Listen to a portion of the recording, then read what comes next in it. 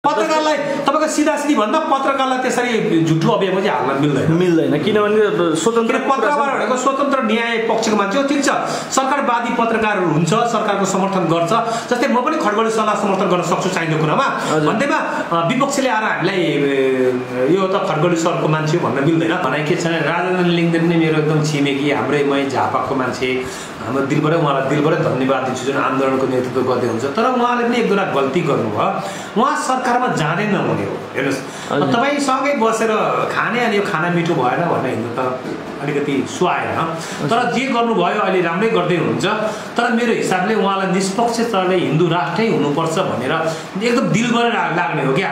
नेपालको संसद भवन भनेको मन्दिर हो, त्यो मन्दिरमा मिनिमम एजुकेटेड त मान्छे जानुपर्छ, त्यो पोलिटिक्स सम्बन्धी नलेज भएको मान्छे जानुपर्छ।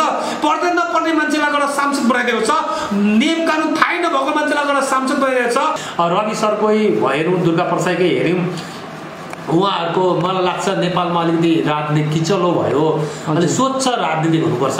अब यो जोस अहिले 15 गतेको आन्दोलन के तातिन्छ कि भन्ने माहौल चाहिँ जस्तो देखिन्छ हजुर, अलिकति द्वन्द्व हुन्छ है। दुर्गा प्रसाई बिनाको यो आन्दोलन तातिएला थियो। हेर्नुहोस्, दुर्गा प्रसाईको हजुरले मैले पहिले पनि कुण्डली हेर्दा के भनेको थिएँ भने त्यो एमएस पटेलले कुट्ने कि उसको बुवाको देश हो,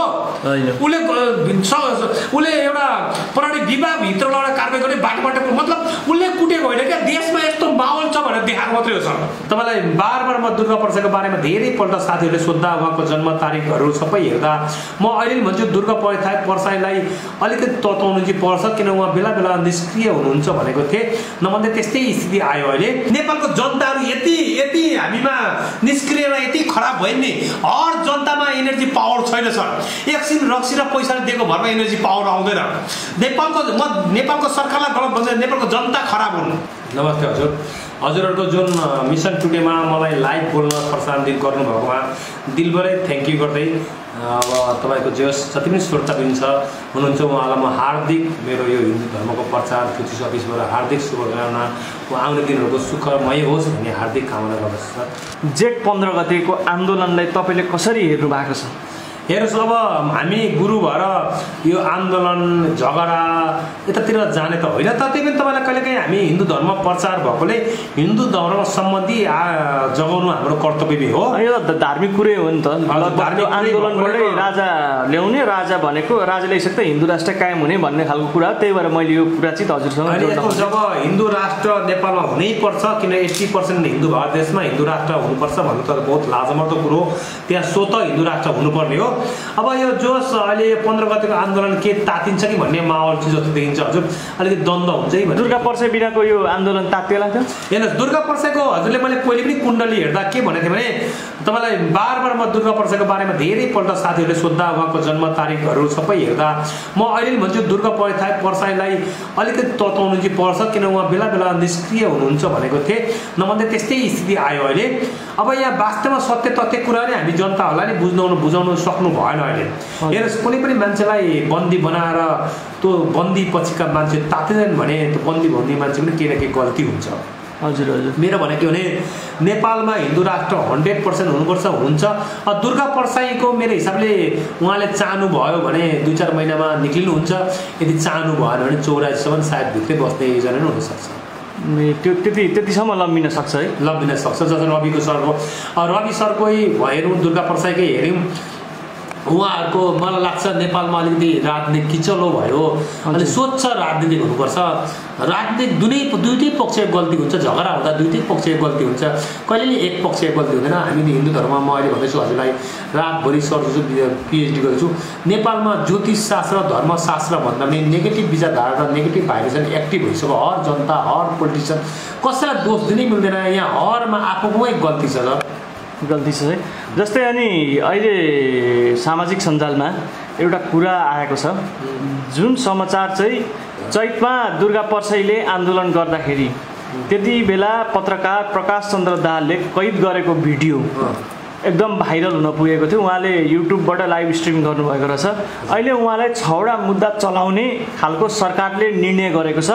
त्यो कुरालाई हजुरले कुन तरिकाले लिनु भएको छ? यो सरकार यो विषयमा सरकार गलत छ कि पत्रकार गलत छ? अब कसलाई गलत भन्ने सर त्यहाँ सिस्टमै गलत छ। हेर्नु हामीले अहिले विशिष्ट म नेपालको प्रधानमन्त्री खड्गेज्यूलाई दिलभरै हार्दिक दिलभरै नमस्कार गर्छु, किनभने हाम्रो देशको प्रधानमन्त्री हो। उहाँको विरुद्ध म बोल्छु भने मेरो पनि केही त्रुटि छ। हेर्नुहोस् बाउ जति नै गल्ती भयो भने बुवा हो, आमा हो, त्यहाँ हामीले उसलाई गल्ती देखाउनु भन्दा पनि त्यहाँ के सुधार्न सक्छ त्यसमा हेर्ने हो। नेपालमा हर सिस्टम गलत छ, कुनै पनि सिस्टमेटिक छैन। जस्तै तपाईँले अहिले जुन पत्रकार प्रतिशोध साधेको हो त यो होइन, प्रतिशोध साध्दा भने त्यो सिस्टमै गलत छ क्या। पत्रकारलाई तपाईँको सिधासिधी भन्दा पत्रकारलाई त्यसरी झुठो अभियानमा चाहिँ हाल्न मिल्दैन, किनभने स्वतन्त्र पत्रकार भनेको स्वतन्त्र न्याय पक्षको मान्छे हो। ठिक छ, सरकारवादी पत्रकारहरू हुन्छ, सरकारको समर्थन गर्छ। जस्तै म पनि खड्गेज्यूलाई समर्थन गर्न सक्छु चाहिने कुरामा, भन्दैमा विपक्षीले आएर हामीलाई यो त खड्गेज्यू सरको मान्छे हो भन्न मिल्दैन। कालोलाई कालो भन्न सक्ने पत्रकारहरूलाई हामीले सम्मान गर्नुपर्छ, पत्रकारलाई इज्जत गर्नुपर्छ, सही पत्रकारलाई इज्जत दिन सक्नुपर्छ हामीले पनि। हेर्नु जनता कसरी उठ्छन्। अब नेपालको यही त स्थिति खराब छ। नेपालको जनतै उठेको, तपाईँको उठाएको भरमा सुतेको मान्छेलाई उठाउन सजिलो हुन्छ सर, सुते जस्तो मान्छेलाई उठाउन सजिँदैन। नेपालको जनताहरू यति हामीमा निष्क्रिय र यति खराब भयो नि, हर जनतामा एनर्जी पावर छैन सर। एकछिन रक्सी र पैसाले दिएको भरमा एनर्जी पावर आउँदैन। नेपालको सरकारलाई गलत भन्छ, नेपालको जनता खराब हुनु।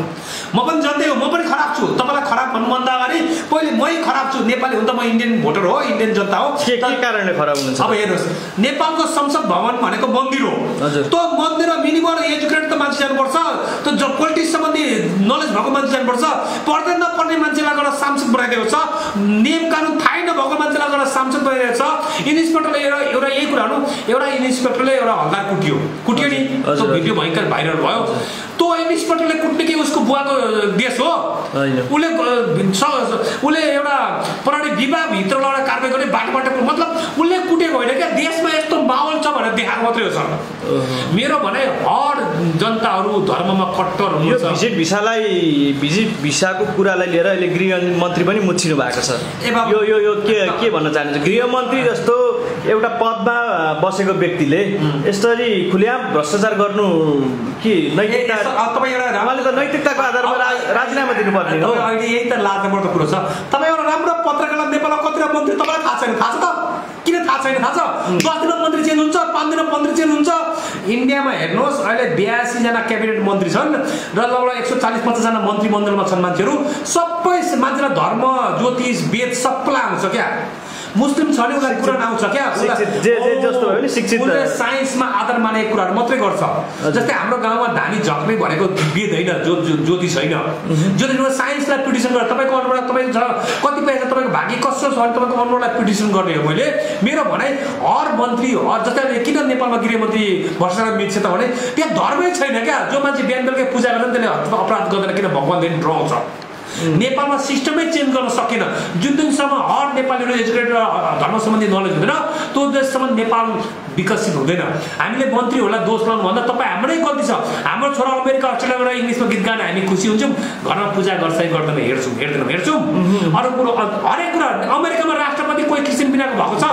धार्मिक कुरोमा प्रायोरिटी दिनु पर्यो। तपाईँको घर विकास हुन नि सर, पहिले तपाईँको घरको डिसिप्लिन राम्रो हुनु पऱ्यो क्या।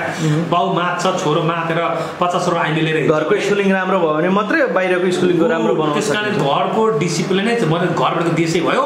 देशका मन्त्री राति कहाँ जान्छन्, बिहान कहाँ जान्छन्, बेलुका के कुरा गर्छन्, के खान्छन्? भविष्य देख्ने मान्छे, अरूको भविष्य हेर्ने मान्छे, नेपालको भविष्य के देखिराख्नु भएको छ? नेपालको भविष्य दिनै पछि अन्धकारमा गइरहेछ। हेर जति यता एमाले आयो त्यही हो, काङ्ग्रेस आयो त्यो, राप्रपा आयो, तिनै मान्छे त हुने यता उता जाने।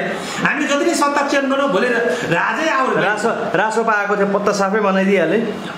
मेरो भनाइ कुनै पनि ठुलो पदमा तिनै मान्छे जान्छन् क्या, बाहिरको मान्छे कोही आउँदैन। बाहिरको मान्छे आयो त्यही नेगेटिभ सोचाइको हुन्छ। जुन दिनसम्म नेपाल धर्ममा कट्टरबाट हर घरमा गीता महाभारत पढिँदैन, जुन दिनसम्म धर्ममा राम्रो नलेज हुँदैन अबसम्म विकसित भने त्यो दिनसम्म जुनै सत्तामा आओस्, भोलि माओवादी आओस्, काङ्ग्रेस आओस्, मान्छे तिनीहरू हुने मान्छे तपाईँ मै हो। तपाईँ हामीलाई घरबाट सुधार्नु परोस् क्या। आज हिन्दू राष्ट्र भनेर भनिन्छ नि, हिन्दू राष्ट्र आउँछ आउँदैन कुनै ग्यारेन्टी छैन छ त? अब कतिजना मर्छन् भोलि, कतिजना टुट्छन् फुट्छन्, यसको ग्यारेन्टी कसले लिने? तर हिन्दू राष्ट्र मेरो हिसाबले आउँछ, 100% हिन्दू राष्ट्र आउँछ। कुनै डाउट जस्तै चैतको कार्यक्रममा दुर्गा पूजाको कार्यक्रममा तपाईँको एकदम अराजक ढङ्ग भयो र प्रहरीले हस्तक्षेप गरेको भन्ने कुरा निस्किएको थियो र त्यही अनुसार अहिले छानबिन गरिरहेछ। जस्तै अब जेठ 15 गते हुने कार्यक्रमलाई हेर्दाखेरि यो सबै कुराको नेतृत्व राप्रपाले लिएको छ। अब सरकार एक पक्षले हेर्दाखेरि सरकारले यदि अराजक ढङ्गले गयो भने त्यही खालको हामी निर्णय गरेर कारबाही गर्छौँ भनिरहेछ होइन। अस्तिको जस्तै उच्छृङ्खल खालको आन्दोलन भयो भने के को जिम्मेवारी हुने? यो विषयमा को जिम्मेवारी हुने? सरकार हुने कि राजेन्द्र लिङ्गदेन जिम्मेवारी हुने? मेरो भनाइ के छ, राजेन्द्र लिङ्गदेन नै मेरो एकदम छिमेकी, हाम्रै मै झापाको मान्छे, हाम्रो दिलबाटै उहाँलाई दिलबाटै धन्यवाद दिन्छु जुन आन्दोलनको नेतृत्व गर्दै हुन्छ। तर उहाँले पनि एक दुईवटा गल्ती गर्नुभयो, उहाँ सरकारमा जाँदै नहुने हो। हेर्नुहोस्, तपाईँसँगै बसेर खाने अनि यो खाना मिठो भएन भन्ने हिँड्नु त अलिकति सुहाएन। तर जे गर्नुभयो अहिले राम्रै गर्दै हुनुहुन्छ। तर मेरो हिसाबले उहाँलाई निष्पक्षताले हिन्दू राष्ट्रै हुनुपर्छ भनेर एकदम दिलबाटै लाग्ने हो क्या। जस्तै म यो गम्छा ओढ्छु नि, यो दिलबाटै ओढ्नु पर्यो क्या, मान्छेलाई देखाउटी रूपमा लाग्नु भएन र सत्ताको लोभ बिनु भएन। आफ्नो जुन तपाईँको जस्तै हिन्दू राष्ट्र हुन्छ भने तपाईँ मर्न रेडी हुन्छ भनेर नेपालमा सोध्नुहोस्, 5% पनि मर्न रेडी हुँदैन। म रेडी हुन्छु, ल नेपालमा हिन्दू राष्ट्र हुन्छ भने मेरो यो सबै सम्पत्ति दिएर म मर्न रेडी छु, दिलबाट लाग्नु। जस्तै इन्डियामा योगीहरू कट्टर मुख्यमन्त्री हिन्दू धर्म आउँछन्, प्रधानमन्त्री मोदी कट्टर हिन्दू हुन्, यस्तो तरिकाले दिलबाट लाग्नु। जस्तै इन्डिया आज 4औं शक्तिशाली विश्वमा देश बन्यो, त्यहीबाट सिक्ने हो नि त हामीले। नेपालमा हिन्दू राष्ट्र जस्तै अहिलेको तपाईँले भने जस्तै राजेन्द्र लिङ्गको नेतृत्व जुन गर्दै हुन्छ, ठिकै छ, उहाँको नेतृत्व राम्रो छ, उहाँले दिलबाट लाग्नु पर्यो। र अराजकता भन्नाले सही तरिकाले आन्दोलन गर्दा राम्रो हुन्छ। कुटपिट मारपाटमा हिंसामा त्यति धर्म आउँदैन, अहिंसा तरिकाले हिन्दू राष्ट्रलाई आन्दोलन गर्नु भन्ने मेरो दिलबाटै उहाँहरूलाई शुभकामना। तर अराजकतातिर लागेर हामीले खड्गोली सर खराब, प्रचण्ड सर खराब भन्नुभन्दा नि तपाईँ हामीमा के गल्ती छ त्यसलाई सुधार्नु चाहिँ राम्रो। समय र संवादको लागि हजुरलाई धेरै धेरै धन्यवाद। ठिकै, तपाईँलाई मैले यति रिक्वेस्ट गर्छु कि नेपालमा हर मान्छेमा धर्मको जागरण गरौँ। हुँदैन भने संसद भवनबाटै हिन्दू राष्ट्र हुन्छ हुँदैन भोट गरौँ न त, त्यहाँबाट थाहा भइहाल्छ नि हिन्दू राष्ट्र हुन्छ हुँदैन। यसरी भोटतिर गरौँ, देशलाई गृहयुद्धतिर नढकेलौँ। बिस्तारै नेपाल गृहयुद्धतिर जाँदैछ मेरो हिसाबले। जुन मुस्लिमको बारेमा मैले अस्ति भने त्यो याद गर्नुहोस्, कहिले पनि हिन्दू धर्म भनेको महान धर्म हो। हामीले कुनै पनि धर्मलाई नराम्रो भनेको होइन, तर आफ्नो धर्मलाई एकदम शक्तिशाली रूपले प्रदर्शन गरौँ। हरेक मान्छेले मर्दा लानु केही छैन, एक दिन मर्नै पर्छ, यो कुरो दिमागमा लाउनुहोस्। घमण्ड र रिसबाट कडा गर्नुहोस्। नेपालमा मान्छेहरू पढे PhD डिग्री गरेछन्, तर उनीहरूलाई रिस र घमण्ड 2-4 पैसा भने म यो भन्ने किन भयो भने चाहिँ प्रवृत्तिका मान्छेहरू छन्। उहाँ किन भने उहाँहरूले धर्मशास्त्र छ। मै नेपाल घुम्न गएँ भने नेपालमा जति मलाई सम्मान पाउँछु र दिल्ली बम्बईतिर वा युरोपतिर जति पाउँछु धेरै आकाश पत्र फरक पर्छ। जुन मान्छे जुन छ त्यही दिन्छ। तपाईँले कसैले मान्छेलाई तपाईँलाई नराम्रो भन्छ, तपाईँलाई डोमिनेट गर्छ, तपाईँलाई गाली गर्छ भने तँसँग नरिसाउनुहोस्, उसमा जे छ तपाईँलाई त्यही दियो। कसैले तपाईँलाई इज्जत दिन्छ भने उसँग इज्जत छ भन्ने बुझिनुहोस्। कसैले तपाईँलाई गाली गर्छ भने उसँग भएको सम्पत्ति पनि दियो, तपाईँलाई त्योभन्दा उसले के नै दिन सक्छ। यति भन्दै तपाईँहरूको यो हाम्रो मिसन टुडेबाट बिदा चाहन्छु। तपाईँहरूले कुनै पनि दिन मेरो अफिसमा आउनुहोस्, म ज्योतिष सिकाउँदैछु, बिहान बेलुका ज्योतिषमा अझ हिन्दू धर्म प्रचार गर्छु। यो भनेको मर्दा लाने एउटा धर्म हो। कतिजना साथीभाइले नेपालमा पढेका साथीभाइले के भन्छ भने हिन्दू त इन्डियाको धर्म हो भन्ने हुन्छ, त्यसैले मुस्लिम त पाकिस्तान धर्म हो नि त इन्डिया नेपालमा किन लिने, क्रिस्चियन त अमेरिकाको धर्म हो नि त।